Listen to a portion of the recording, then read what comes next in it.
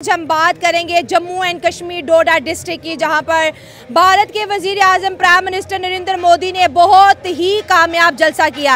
Rally के मनाजिर आपको screen पे नजर आ रहे हैं। देखिए किस तरह से कश्मीर जो है मोदी साहब की हर बात पे तालियां बजाते और खुशी से नाचते गाते हुए नजर आ रहे हैं। मोदी साहब ने यहाँ पर बात की कि हमने कश्मीर में जो पत्थर फेंके जाते थे उन पत्थरों से कश्मीर को डेवलप कर दिया।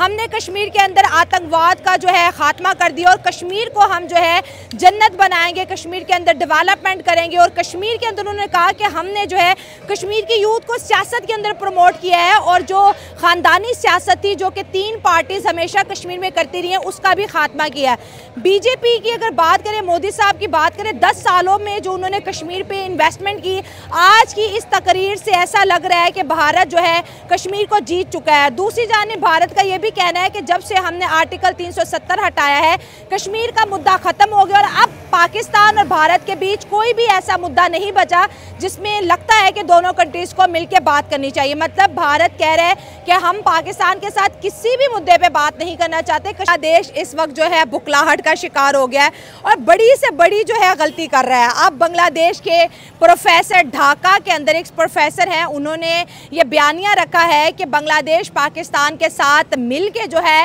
एटम बम बनाएगा और ये एटम बम अगर वो बनाएगा तो भारत उसको नहीं डरा सकेगा बल्कि वो भारत को डरा सकेगा और बांग्लादेश पाकिस्तान का जो है एक अलॉय भी है। ये जो खबरें हैं इससे ये साबित हो रहा है कि बांग्लादेश का जो है बेड़ा गर्क होने में कुछ महीने नहीं कुछ ही दिन बाकी है। दिनों बाद हिंदू बरादरी का एक बहुत बड़ा त्यौहार दुर्गा पूजा आने वाली है। दुर्गा पूजा को लेकर बांग्लादेश के अंदर अमन व अमान की सूरत हाल को कायम रखने के लिए एक इजलास का इनेकाद किया गया।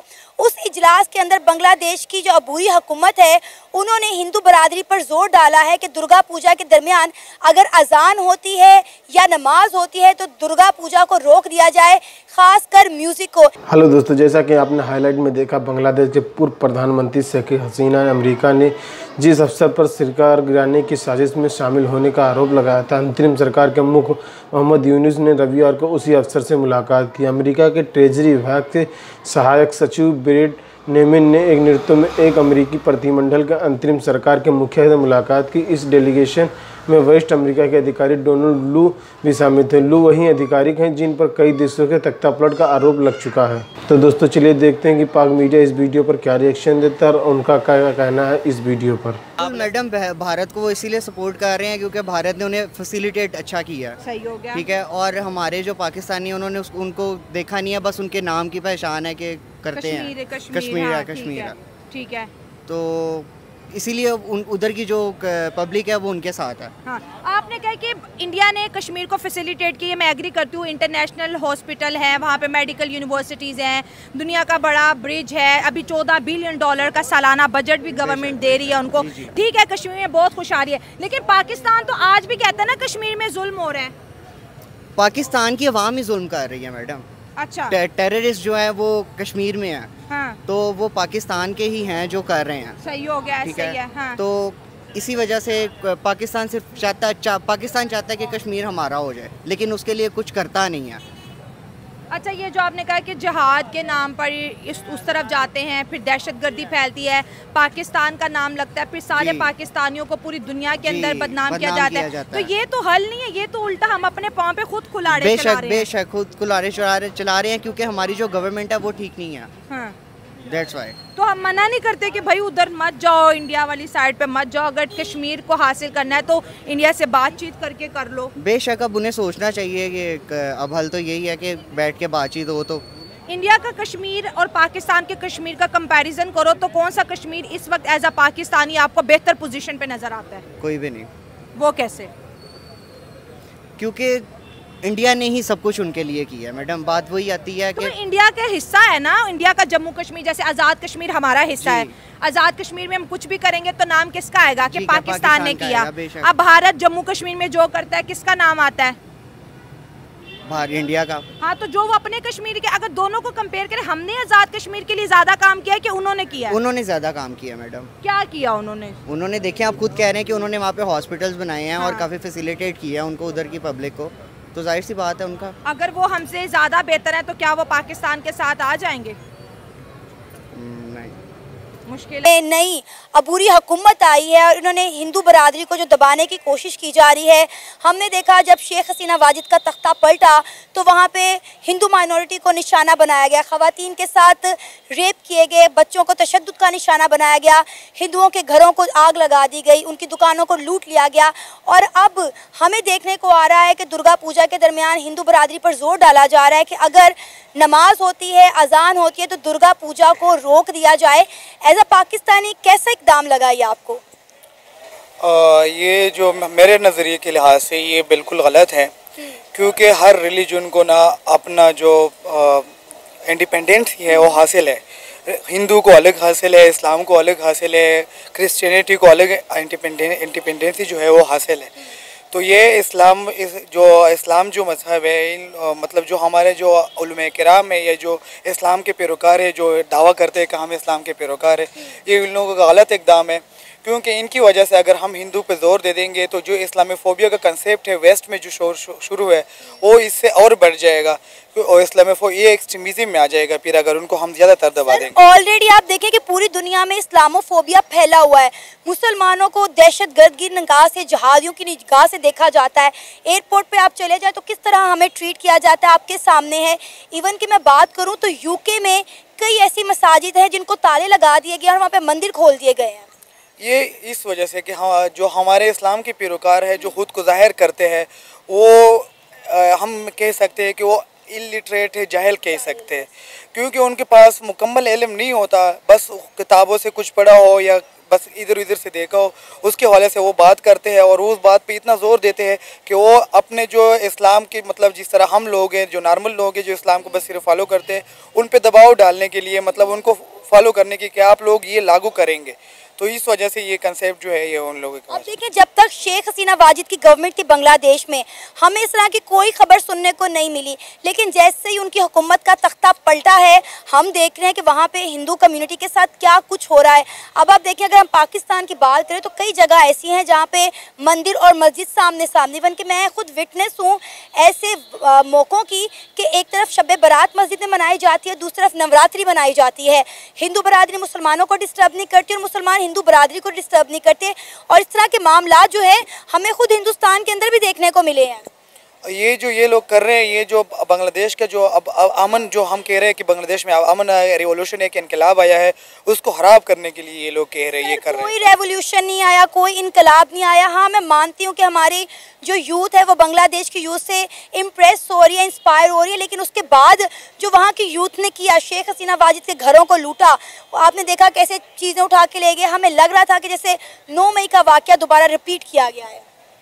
ये तो फिर ये दूसरी तरफ पे जा रहा है, ये जो आप क्वेश्चन कर रहे हैं, ये तो फिर फेमिनिज्म की तरफ जा रहा है कि मतलब अगर ये हसीना वाजिद की जगह कोई और मर्द वज़ीर-ए-आज़म होता तो शायद आप ये ना कहते कि इन लोगों इनके घर को लूट दिया।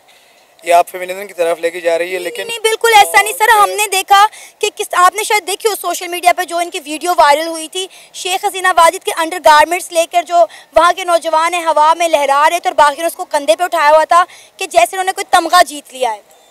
ये उन लोगों ने बहुत गलत किया। हमने भी इन पर मतलब सोशल मीडिया पे हमने बहुत क्रिटिसाइज़ किया था इनको भी। ये बिल्कुल सरासर गलत किया था उन लोगों ने भी, क्योंकि वो मतलब किसी की भी मतलब उन्होंने बहुत से ऐसे चीज़ें को उठाया था जो पब्लिक नहीं आने चाहिए थे। उसमें मैं अब नाम नहीं ले सकता उन चीज़ों का, उन्होंने ऐसी चीज़ों को उठाई जो कि अब ये देखें ना, मैं यही बात तो कर रही हूँ कि कुछ गंदी मछलियों की वजह से जो है हम मुसलमानों को क्या कुछ फेस करना पड़ रहा है। अब आप देखें कि दुबई के अंदर दुनिया का सबसे बड़ा हिंदू मंदिर बनाया गया।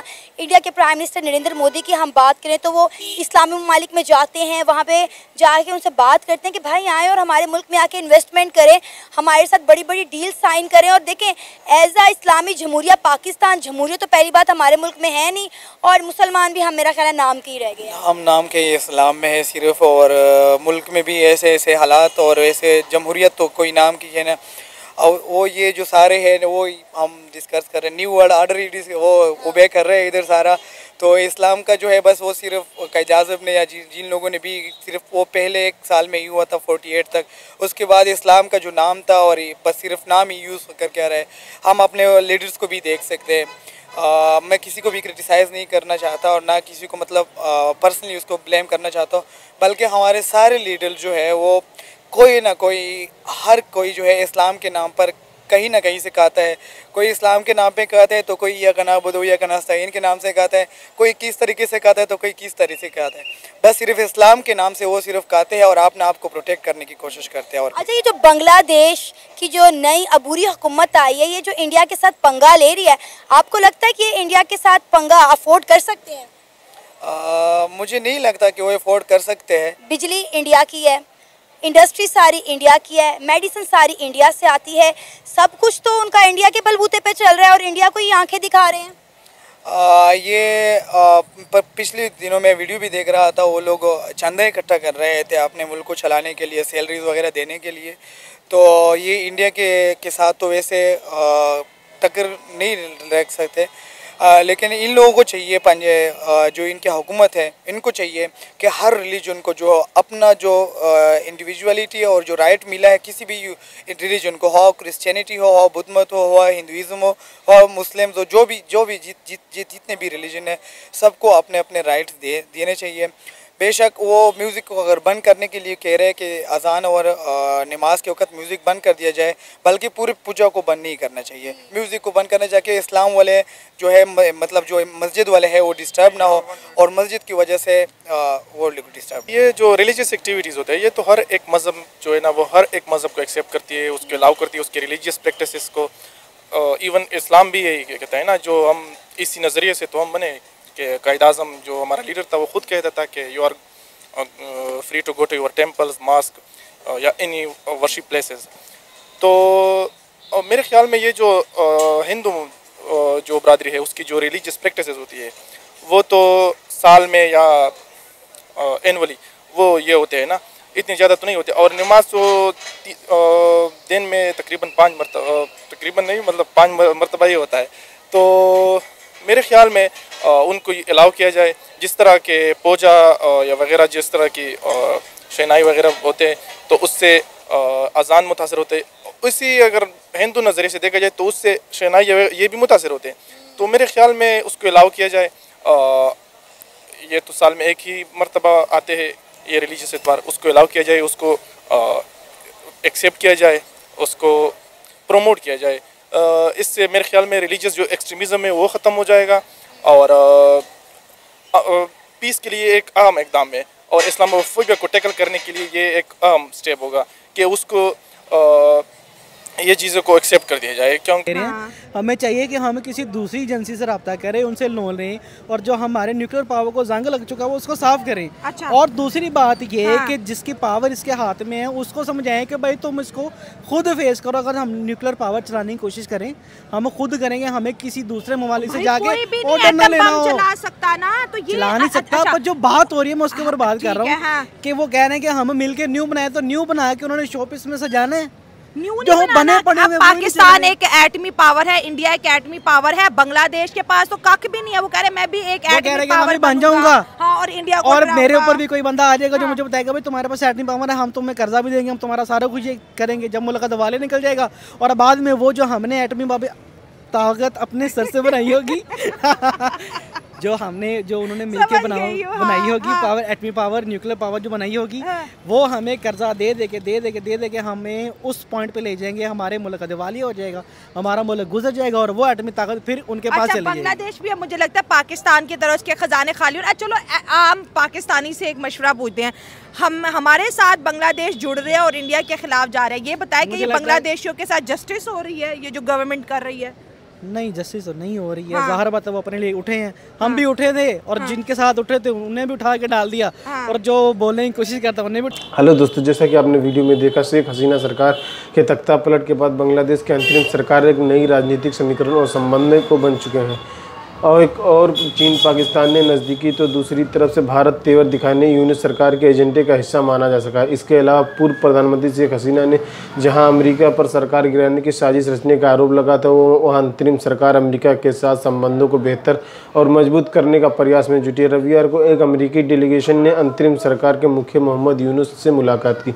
यह मुलाकात ढाका के स्टेट गेस्ट हाउस में हुआ। इसी दौरान यूनुस ने बांग्लादेश के विकास के लिए अमेरिकी से मदद मांगी। मोहम्मद यूनुस ने नई सरकार की चुनौती को रेखांकित करते हुए अर्थव्यवस्था की रिस्टार्ट और रिफॉर्म करने के जोर दिया। उन्होंने वित्तीय क्षेत्रीय न्यायपालिका और पुलिस से चल रहे सुधारों का जिक्र किया जो संवैधानिक आस्थाओं को मजबूत करने के भ्रष्टाचार से निपटने के लिए शुरू किए गए। डोनाल्ड लू ने अमेरिकी के विदेशी विभाग में साउथ के और मध्य की एशिया के सहायक विदेश मंत्री हैं। बीते कुछ सालों में उन पाकिस्तान और बांग्लादेश में सरकार गिराने का आरोप लगा चुके हैं। पाकिस्तान के पूर्व प्रधानमंत्री इमरान खान तो खुलकर उनका नाम लिया था, वहीं शेख हसीना ने भी सरकार को बदलते देख बंधन अमेरिकी पर साजिश का आरोप लगाया था। शेख हसीना ने अपने बयान पर जिस गोरे चमड़े वाले विदेशी का जिक्र किया था, माना जाता है कि वही डोनाल्ड लू ही में ही थे। तो दोस्तों वीडियो कैसा लगा अपनी राय कमेंट बॉक्स में जरूर दें। वीडियो पसंद आए तो लाइक और सब्सक्राइब करना ना भूलें।